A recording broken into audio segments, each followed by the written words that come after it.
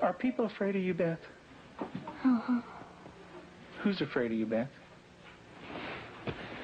John. Your brother. And what is your brother, why is your brother afraid of you? Because I hurt him so much.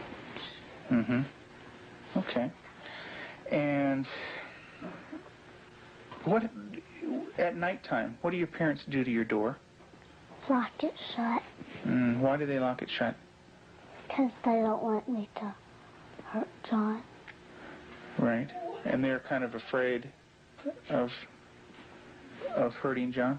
Of you hurting John? Mm-hmm. Okay. Are they afraid that you might hurt them? Yep. Would you, Beth? Mm-hmm. When would you do it? Nighttime. Okay. Why would you do nighttime?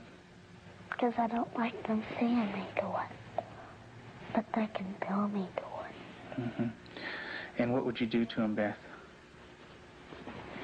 Stab him. Okay. What would you stab him with?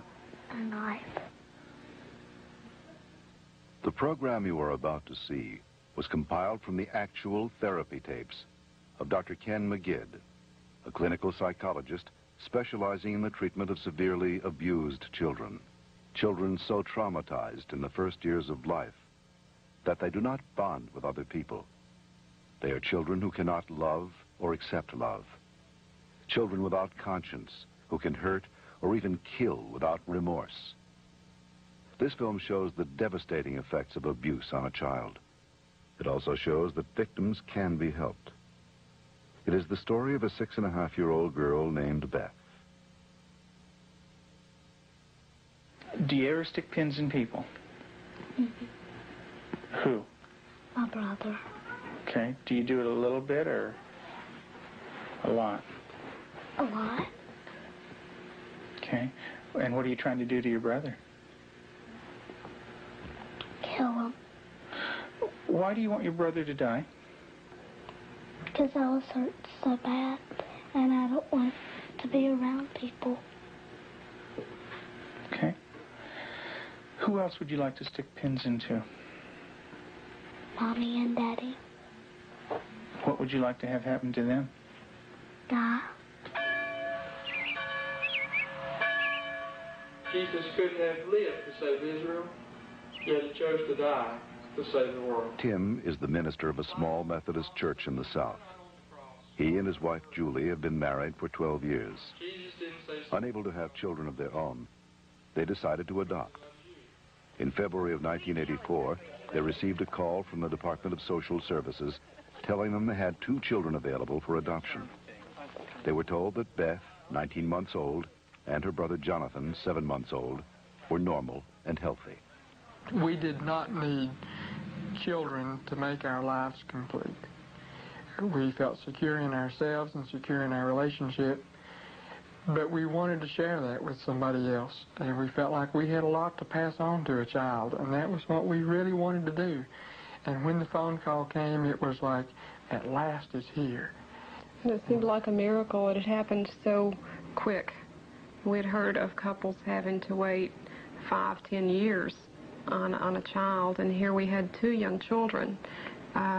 It was like the answer to our dream. Their dream became a nightmare when they realized that Beth and Jonathan had severe emotional problems. We had the kids with us, Beth and her younger brother John, for probably a couple of months until we began to learn something about their background and their past.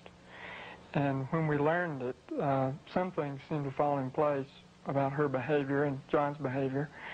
From several sources, we discovered that that they didn't have enough food to eat. That perhaps even Beth went all day maybe with just a box of Kick cereal. John himself was found in a bassinet with little patches of urine all over it and a dirty diaper and a couple of bottles at his feet that had curdled milk, and the back of his head was completely flat. The front of his head had bulged out, and at 7 months he couldn't raise his head, couldn't roll over. He was just had no stimulation, and we we think perhaps that had happened to Beth, and it wasn't very long until she began showing some signs of perhaps even some abuse. There was a nightmare that she had, and the nightmare was about a man who was falling on her and hurting her with a part of himself. Tell me about your birth father. What was that nightmare like? When he touched my vaginas Okay. until it bled, hurt it a lot until it bled, and wouldn't feed me a lot. He'd hit on me, wouldn't be very nice to me. How old were you? 1. And in your nightmare, what happens? I get real scared. Where are you in the nightmare? What happens in the dream? I'm in the house, upstairs. And then what happens, Beth? When he comes upstairs and, hurt. How do you feel when you talk about this? Scared. Like, Where's your birth father? What's he doing? he's right there, and there's his hand. His hand's right there. Where? Right there.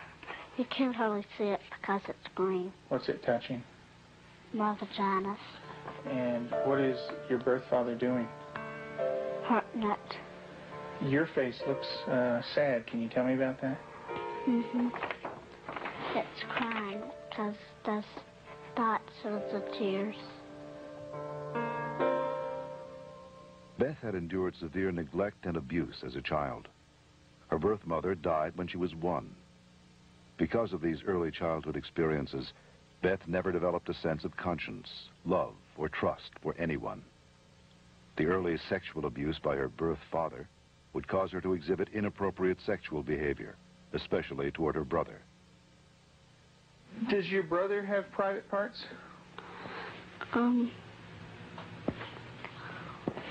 Yeah. Yeah. What is his private parts? Penis and butt. And what do you do with your brother with his private parts, Beth? I heard it. Tell me about it. What do you do? Well, I pinch it, squeeze it, kick it. When you do things to your brother's private parts, what does he say? Stop. Okay, tell me that. Well, he says stop, but I don't stop. Do you hurt him? A lot. Okay. And would you like to do that to other boys? When I caught her with Jonathan one morning, she was molesting him. He was crying and his pants were down, and I said, Beth, what's happening? And she said, I pulled his penis and put my finger up his anus. And I said, didn't he say to stop? And she said, yeah, he did.